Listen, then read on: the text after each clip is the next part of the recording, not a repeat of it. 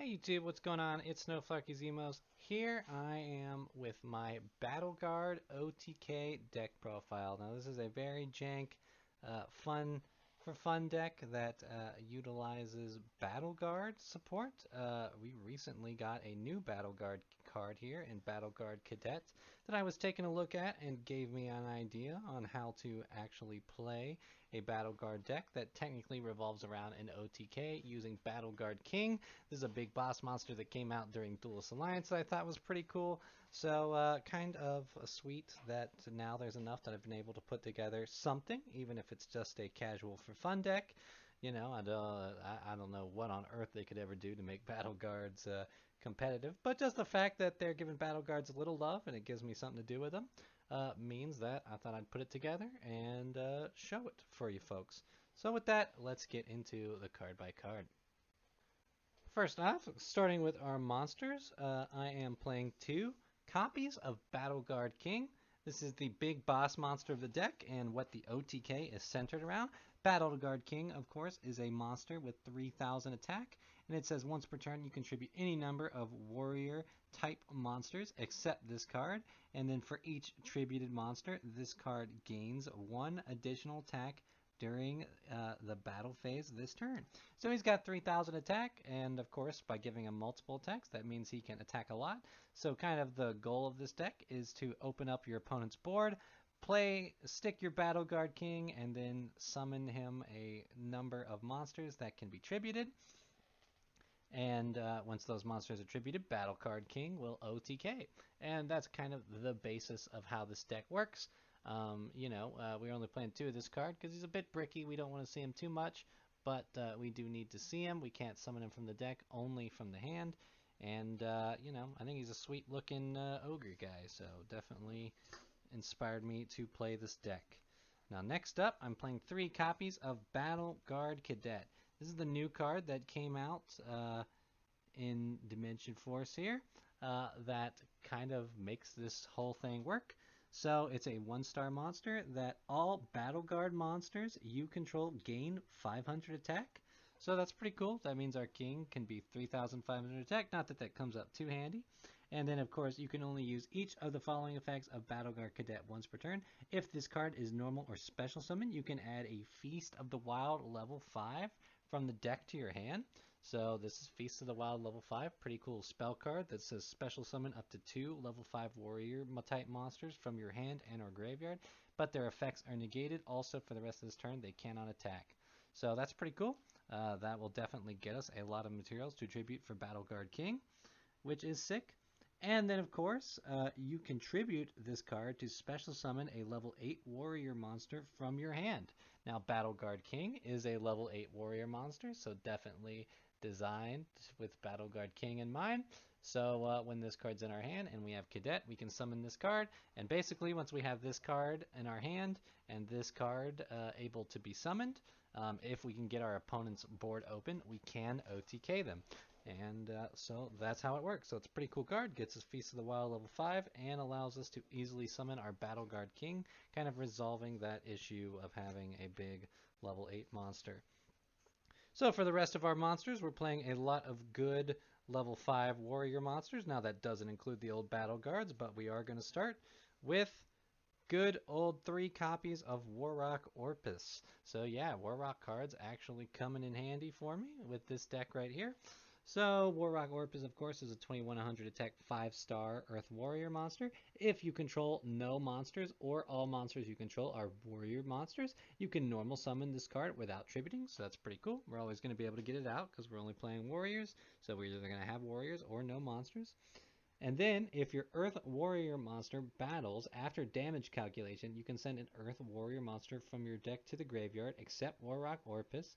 And then, all Warrock monsters you currently control gain 200 attack until the end of this turn.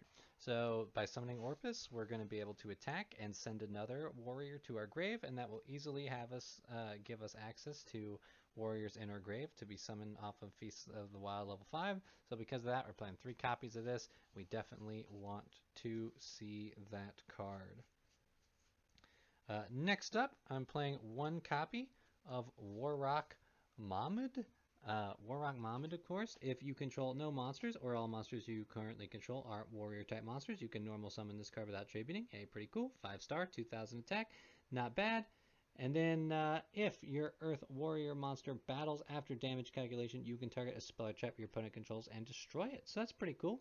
I like effects like that. So pretty sweet. And then Warrock monsters you currently control gain 200 attack until the end of your opponent's turn. Being an Earth Warrior, this is a good target for us to send off of Orpus. Or, of course, we can just summon this guy, and that is pretty good.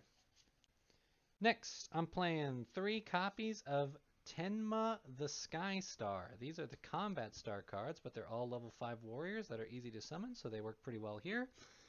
Tenma, of course, if only your opponent controls a monster, or if you control an Earth monster, you can normal summon this card without tributing. So the 2 Warrocks we've shown are Earth Warriors, so that means we're going to be able to summon this guy.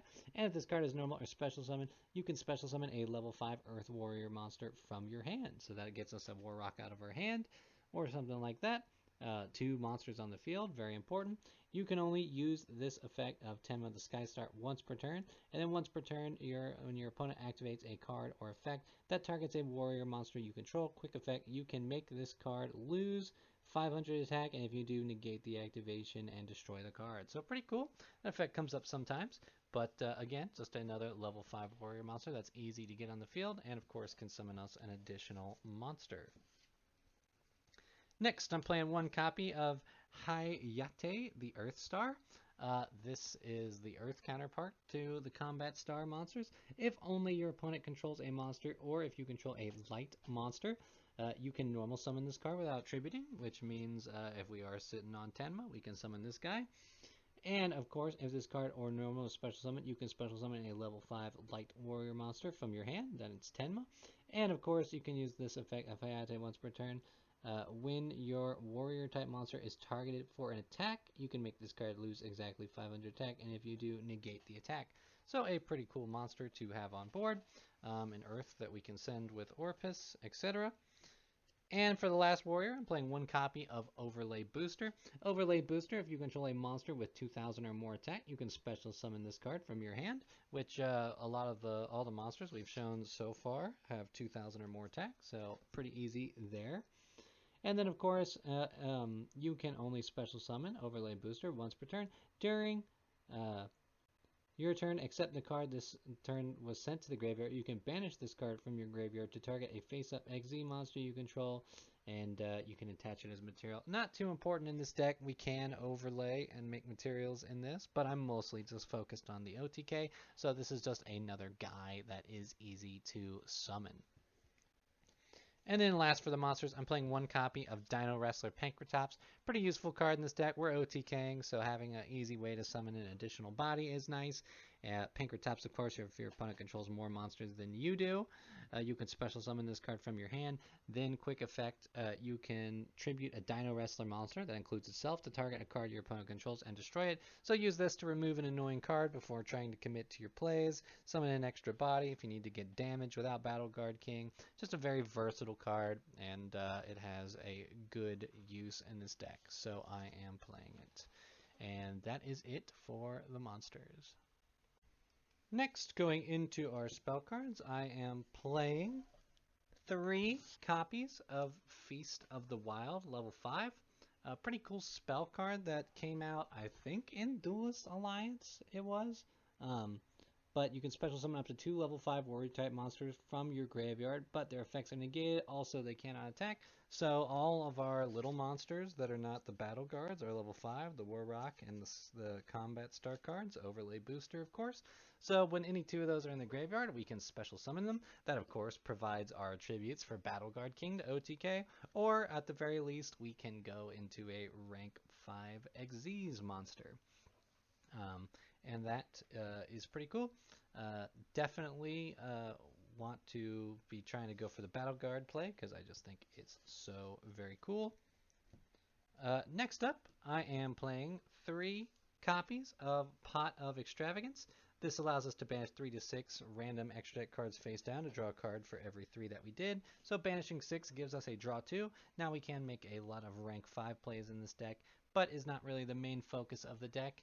And we can just max out on rank 5 so that we always have something to summon. And passing up the draw power is just too good to pass up. So definitely playing 3 Extravagance. Next, I'm playing 3 copies of Pot of Duality. This isn't the fastest deck in the world, and there are key cards that we are looking for. So Pot of Duality allows us to dig for a specific card or piece. We can reveal up to 3 cards from our deck, add 1 of them to our hand, and if we do, shuffle the rest back into the deck, and that's perfectly fine. We can't special summon the turn we use this card, but that's fine. We'll just wait till a following turn to special summon. Next card that's a little suspect, but kind of useful. 1 copy of Card of Demise. We're playing a lot of spell and trap cards, not a ton of monsters in this deck. So Card of Demise can be useful sometimes to just draw a lot of cards. Essentially, we play this to draw until we have 3 cards in our hand. Then our opponent doesn't take damage for the rest of the turn. Also, at the end phase, we send our entire hand to the graveyard, but that's fine. We're going to set a lot of our spell and traps, and if we lose any of the level 5 monsters, well, we kind of want them in the grave anyway, for Feast of the Wild level 5. And then, of course, you can activate 1 Card of Demise per turn, and you cannot special summon during the turn you activate this card. So, fairly useful, enough so at 1 to just dig a bunch of spell trap cards and set up for a future turn. Get some of the big warriors in the grave, of course. So, you know, I'm still happy with it for now. Next up, I'm playing a copy of Rygecki. We want to OTK, we need monsters off the field, and Rygecki allows us to do that. Just blow up all our opponent's monsters. Sweet. Next, I'm playing 1 copy of Fury of the Karyushin. This is a searcher for Torrential Tribute, the trap card. This one right here. We love Torrential Tribute in this deck, so a card that searches it is great. It has a secondary effect that protects water monsters from being destroyed by card effects, but that does not matter here. Next, I'm playing 1 copy of Change of Heart, a card we recently got off the ban list, and pretty cool in this deck. Like I said, we're constantly trying to make sure our opponent's board is empty of monsters, and sometimes Change of Hearting a monster after we're ready to go can clear a last monster, leave our opponent's life open, and maybe even give us an additional monster to attack with, which is pretty sweet. Change of Heart, we just take control of opponent's monsters to the end of the turn. Of course, it's a warrior. We can use it with Battleguard. Maybe give us a tribute for Battleguard. It's just a very flexible card, so I find it has a good home here in this deck. And then, of course, last, a copy of Monster Reborn. If we have the setup and maybe our Battleguard Kings or our Battleguard Cadets are in the grave and we need them to get things moving, we can summon them back from the grave. You know, pretty good card. And that is it for the spell cards. Next, let's take a look at the traps. I am playing 1 copy of Warrock Generations. This is a trap card that says during the battle phase, if your opponent controls more monsters than you do, you can special summon a Warrock monster from your deck. And after you activated this card during your opponent's turn, for the rest of this turn, while you control the face-up special summon monster, your opponent's monsters cannot attack except to attack that monster. You can only activate Warrock Generations once per turn. So just a way to pull a Warrock out of the grave, either Orpus or Mahmud, and you know, pulling it out of the grave, having it ready to be in the graveyard is enough to warrant running 1 copy of that. Next up, I'm playing 3 copies of Torrential Tribute. We saw Fury of the Karyushin to search this card. Torrential Tribute is everything we're looking for. When a monster is summoned, of course, we can blow up the whole field. You know, and that's cool. We want to interrupt our opponent's combos. We want to wipe their field and leave their field open. So we're playing 3 of this card. We can use multiple per turn, which is pretty sweet. And yeah, we want to be as disruptive as possible. We want our opponent to pass on an open board, and triple torrential is very obnoxious. Next up, I'm playing 3 copies of Blind Obliteration, a card that I've recently kind of become a fan of because in most cases it's almost Torrential Tribute again. Blind Obliteration is a trap card that says roll a 6-sided die twice and destroy face-up monsters with levels/ranks lower than the total of the roll. So, you know, a lot of times when people are summoning monsters, they're summoning things that are level 4 or lower. And with rolling 2 die, it's pretty easy to get a 4 or lower. And a lot of this time, this card can just be Torrential Tribute again. You know, if you play it before monsters become link monsters or something like that, you can just destroy a lot of monsters, and I found that pretty useful. It's a pretty cool card. I think I got locked onto this card because it's a real low rarity in Master Duel, and I think during like the low rarity Master Duel event, I was finding this card to be pretty useful. So thought I'd try it in a deck like this where I constantly be needing to wipe more board. You know, that's a little sacky here, but I mean this deck's already casual, kind of luck dependent. And like I said, most of the time this card works out, so I'm not upset. Blind Obliteration is a cool card. I like it. Next up, I am playing 2 copies of Heavy Storm Duster. I don't want to deal with back row. I want open boards to OTK. This card can disrupt to 2 spell traps in exchange for my battle phase. Doesn't matter if I play it during my opponent's turn. And, you know, help leave their board open. Good card to have. And, of course, last I am playing 2 copies of Waking the Dragon. When you play a lot of Torrentials, Blind Obliteration, your opponent's going to want to play that Harpy's Feather Duster. They're going to want to play that Lightning Storm, and I want to have a Punish alternate win condition. Waking the Dragon allows me to do that because if this card is removed from the field because of an opponent's card effect and is now in my graveyard or banished, I can special summon a monster from the deck or extra deck, and you can play some powerful extra deck monsters. I'll include my Waking the Dragon extra deck to showcase some of the strongest ones, but that gives us an alternative way to win. If we summon something like Raid Raptor, Ultimate Falcon, Last Warrior from Another Planet, Naturia Exterio, Final Sigma, and that just gives us a secondary option, and it's very nice, especially because, you know, with Harpy's Feather Duster back, it's very tempting. A lot of people that I dual play it, especially because they know I play Spawn Trap card deck, so I like to have this Punish ready to go. Does mean you have to slot out some level 5s, but believe me, I like having this card accessible. And that is it for the main deck. Alright, something a little different here. I don't have my rank 5 extra deck fully sleeved up, so I figured I'd just pull this up real quick for convenience. Talk about some of the rank 5 options that you can run in this Battleguard deck. First up, we got Wind Up Arsenal Zenmao, requires 2 level 5s. Detach a material, then target 2 set cards on the field, destroy them. Pretty cool. Remember, Feast of the Wild, level 5, is summoning us 2 level 5 warrior monsters from our grave, so most of these rank 5s can be summoned off of this one card, and that's pretty sick. So if we gotta destroy set cards, we can go with Zenmao. Volcanosaur, of course. Once per turn, we detach a material, target a face-up monster you control, destroy that opponent's monster, and inflict damage equal to the destroyed monster's original attack. This card cannot attack your opponent directly during the turn you activate this effect, so a good way to pile on some extra damage. Shark Fortress, of course, 2 level 5s. Your opponent cannot target monsters for attacks except this one. Once per turn, you detach a material, then target a face-up monster you control. It can make a second attack during the battle phase this turn, so pretty cool. That can be Battleguard King, that can be Shark Fortress, whichever one. Next, we got Artifact Durandal, which once per turn, you can activate one of these effects. When a monster effect is activated on the field or when a normal spell trap is activated, detach a material from this. This card's activated effect becomes destroy a spell or trap card your opponent controls. Or, of course, you can attach a material from this card. Each player with a hand shuffles their entire hand into the deck, then draws the same number of cards.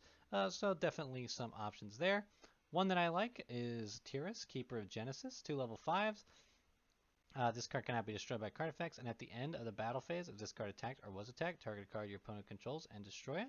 So pretty cool. Detach a material during each of your end phases. This one, Arduous, Keeper of Armageddon, is a pretty good option. 2 level 5. Once per turn, detach a material from this card, target a phase-up card your opponent controls, destroy it. So that way we're destroying a card, and of course we're detaching material into the grave. Maybe we can play another Feast of the Wild level 5, because Feast of the Wild level 5 is not limited to once per turn. Next, of course, we got Drill Driver Vespinato, 2 level 5 monsters that can make this guy, that if it attacks a defense position monster, does piercing damage, which is a little extra way to get damage over a defense monster. And if this card is destroyed by an opponent's card, you can target a level 5 or lower monster in your graveyard, special summon it. We got plenty of those, so plenty of things to summon. Of course, next we got Crimson Shadow Armor Ninja. During either player's turn, detach a material. Face up ninja monsters cannot be destroyed by battle or card effects. So a good way to wall up for a little bit if you need to. And those are kind of the best level 5 options that I have in there.